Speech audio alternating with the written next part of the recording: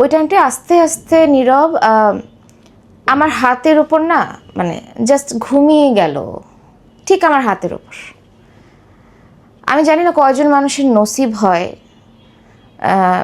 তার ওয়াইফের উপর বা হাজব্যান্ডের হাতের উপরে মারা যাওয়ার।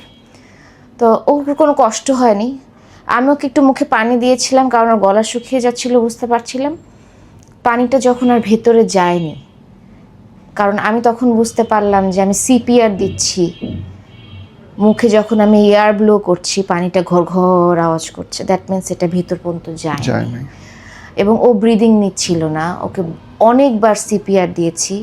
অ্যাজ ইউ নো আমি সিপিআর ট্রেন্ড, সো তখন আমি বুঝলাম যে হয়তো ও নাই। তারপরেও থাকে না মানুষের একটু আশা যে আমি হসপিটাল পর্যন্ত পৌঁছাইলে হয়তো থিংস ক্যান বি বেটার।